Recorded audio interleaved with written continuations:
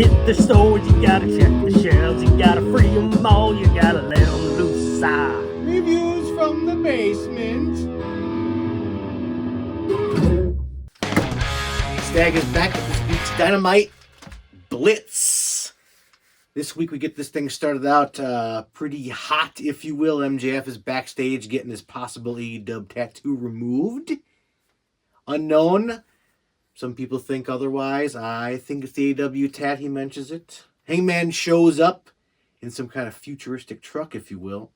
Aaron Solo's already in said ring, ready for the squashy poo. Buckshot for the win. Who knew? Gets on the mic. He's calling out MJF again. He wants him. MJF answers with a bloody rag. Where'd the blood come from? Unknown currently. MJF goes, who's real? And you come to find out that Christopher Daniels backstage all bloodied up. MJF is real, I guess. He's real. A little quick cut. They got the Callis family up in the suites, if you will. Callis, shit talking the whole time, yelling at people. Dug that whole thing. They're kind of cool. And I miss those kind of like in the suite sections.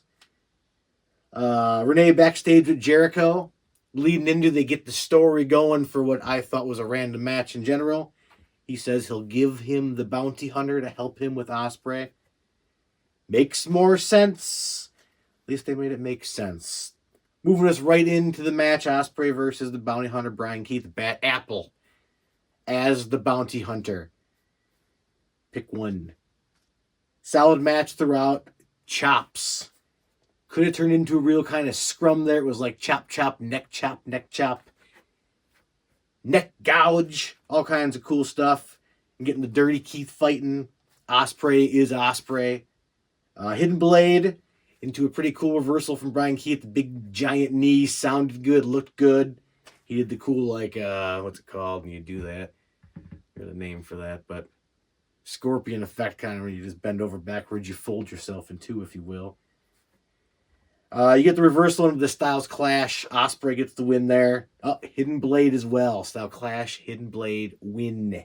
Meets Fletcher halfway up to Sweets. A little bit of a battle. Bring it up to the cage match at Revolution in 2 weeks, week and a half or so there. Looking forward to that. They had the story building up to it. Very nice. Short, yet effective. Monet backstage. Runs into Billy Starks, if you will. Unknown why. But maybe she's making her way up the ranks here. We'll see what happens. Throws some water in her face, does Monet.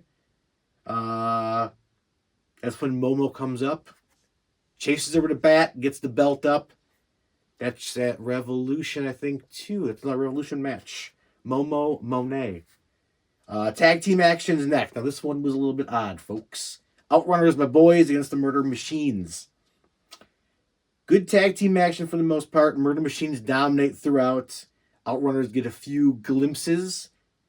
Kind of goes away, but then you get the Hurt Syndicate's music playing.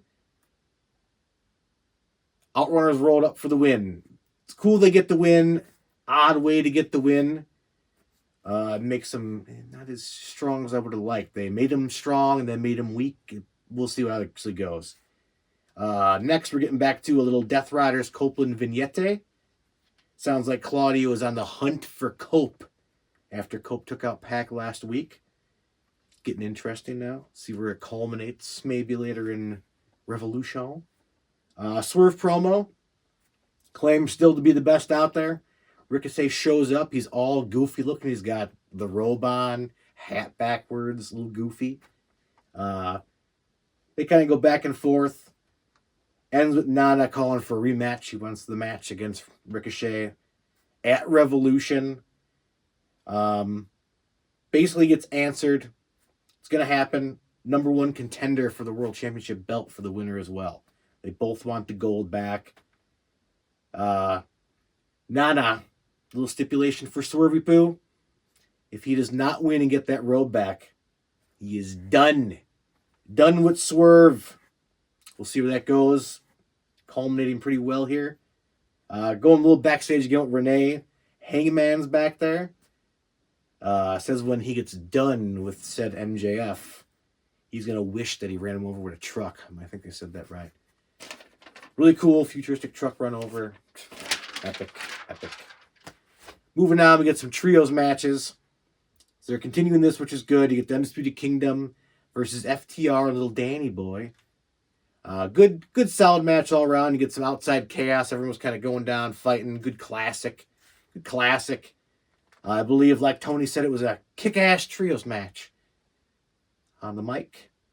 Cole and Garcia were kind of highlighted throughout the match, which was kind of cool. Ends up to like a 4-way submission going on. Cole gets the roll up on Garcia. They get the victory.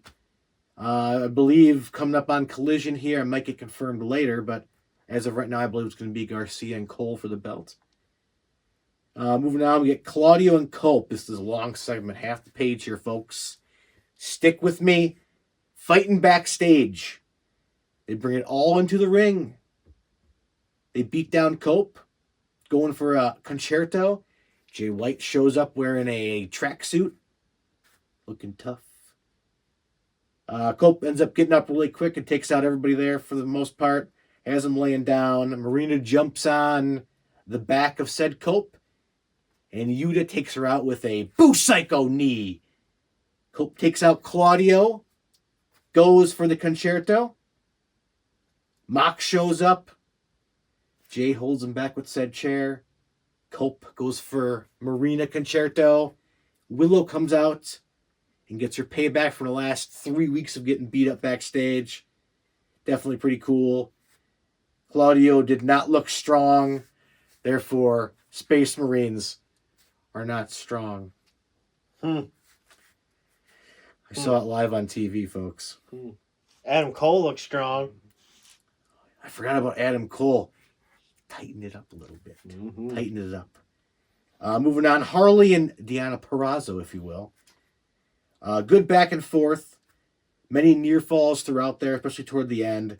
Harley gets the win. I did not see it coming. Ended up being pretty good. She's looking pretty good. Gets better and better every week. Digging what she's doing. Good she's getting the win on Dynamite, too. Digging that. Moving on to the main event. Orange Cassidy versus Kenosuke. For said belt. Starts with the good old comedy with the Cassidy match to get the glasses routine. Takes one pair of glasses, smashes it. Grabs another, gives one to Callis. It's wrestling at its finest, folks. I got this one classified as Power versus Cassidy. So I believe every Cassidy match you get his comedy, and he usually works with someone that can do more to him.